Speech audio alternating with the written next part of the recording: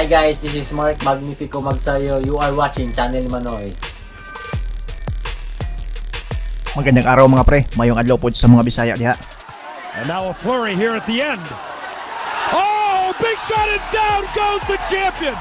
Matapos ang impresibong panalo ng ating pambato na si Gintong Kamao Francisco kontra sa dating champion na si Roberto Vasquez, ay may isang kababayan naman niya mula sa Panama ang dumayo sa Manila. Tila gusto makarisbak para sa kanyang kababayan na si Vasquez. Ito ay ang knockout artist at interim WBA Fidelin Super Flyweight Champion na si Ricardo Nunez. Ang laban nila ay para sa WBA Super Flyweight Title Eliminator. May kartadang 17 wins, 1 loss, 15 via knockout itong kalabang dayo.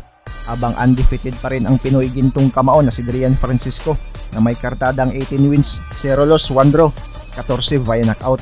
Di din basta-basta itong si Nunez mga pre. Sa huling 7 kalaban nito ay 6 dito tinalo via KO. Pero sa mismong gabi ng bakbakan na ginanap sa Inaris Sports Arena, ang tila balak na pag-resback ng kalaban ay pumalpak dahil siya ang lumagapak. Ilang beses pinabagsak ni Gintong Kamao Drian Francisco itong kalabang dayo na talagang nagpahiyaw sa mga nanonood ng live sa arena. Sabay nating balikan ang napakagandang bakbakan. With this eliminator, we shall try to explain why it's an eliminator as we sail along. That's right. Number 3 contender si Drian Francisco ng WBA. Number 2 naman si Ricardo Nunez. Kung sino manalo dito will be the mandatory challenger of the winner of the Nobuo Nashiro versus Hugo Casares fight for the WBA Super Flyweight Championship. That fight will be held in Osaka on May 8th. From the fact, the matters of consequence you mentioned earlier. Well, first of all, the fight dito. Now, this guy Nunez is fighting out of Panama, but he is a very strong fighter. His numbers tell us he won handily, but there were questions on how he handled those fights.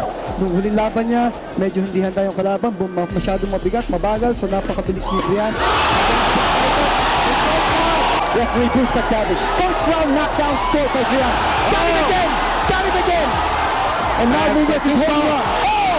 Francisco! And he's down once more! He's quickly early! Here we go! This is unbelievable, and Francisco now going for the kill. Nunez has been down twice. Malakas talaga sumutok eh. I like your point about na hindi niya alam kung ano yung tumama sa kanya. Oh! A big left hand coming from Francisco, and Francisco's pouring it on. And Nunez is weren't even finished with discussing about what they were going to bring into this ring, but right now Francisco is dominating against the Panamanian. This is unbelievable. Yeah. Halos, isang unanimous. And more fighting a smaller opponent in terms of physique, but in the same way. Occidental Mindono, but he's been adopted by the Batangueños. Oh, good left hand. Think about this fight. Francisco cannot afford to get his opponent badly. In the strength. Even in an awkward situation to him, in terms of instruction, left hook na yun, talagang boom, tinamaan eh. Yun yung ano, Na nag-settle down na yung laban ng konti, no? And you see the moves of Francisco are not really very scientific moves. Wala sa'yo mamaya. Kaya mo na yung mga henso. Yung mga kapatid mo yan.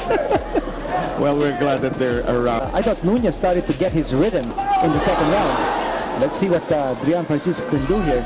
you don't want to forget the numbers that he really brings in. 15 KOs, Right. Now Nunez is careless, he's awkward, but you know, he's effective, and that. May dudugutin mo, gaya ng ganon. Kasi Medyo yung mga angulong binabasa niya, opening round. But now that I'm watching him, I question the power in those. Nice left hand at work for the Gintong Kamao. Combination there. Minute. Round 3. I know there's mouthpiece there, but he's been gritting his teeth. Huwag lang siya magigigil, ano?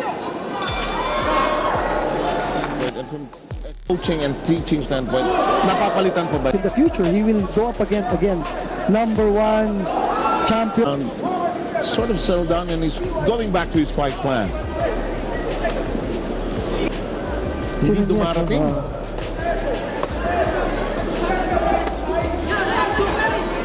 Yun, binoboxing na ni Nunez. Nunez going to the body. You can see what he's doing. Sana Magsalita yan. hindi din authoritative yung left jab. Coxon the right hand before he throws it. Adrian scoring once more.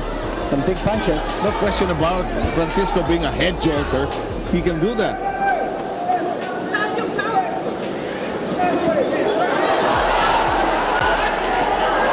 How raw is this Pinito compared to the Manny Pacquiao you saw in his early? As a whole, he was very raw, but he had so much power. He lost all the rounds to Chachay from 1 to 7 until he came back to knock him out in the 8th round. But in style, ni Francisco, it's the first time I'm seeing him live.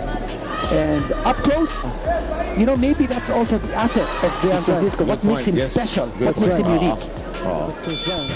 And then I did give one round though to Nunez. Again, nag-slow down si Drian. And then Nunez started to box him. No authority whatsoever. And si Drian has been... Parang yung skills ni Nunez as yung pagboboxing niya kulang dito sa raw power ni Francisco. Diba? Naaalog siya eh.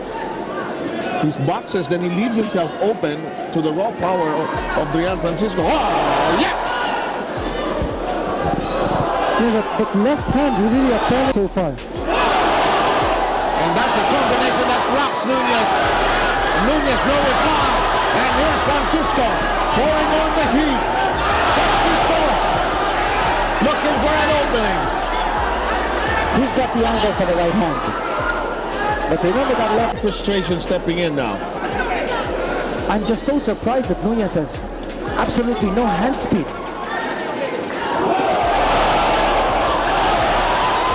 Francisco again peeling off. And just locking Nunez time and again.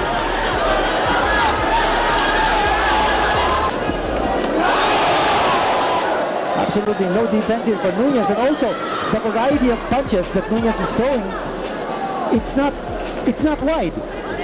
Alam mo kung ano yung mga itatapon niya. Wala siyang uppercut. Yung generation, inabutan namin ng konti. You're right. And that's Drian Woho Francisco.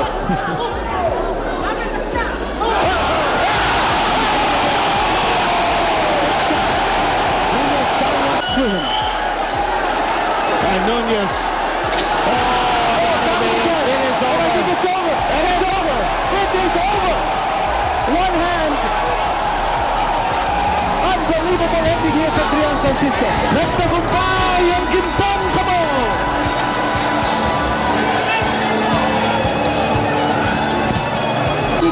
You know that Gian Francisco is doing so. Huwag kalimutang i-like ang ating video at pakipindot na rin ang subscribe button kung ikaw ay bago para umabot na tayo sa 200,000 dito sa munting tahanan ko. Maraming salamat sa panonood at suporta mga pre. As always, amping permi.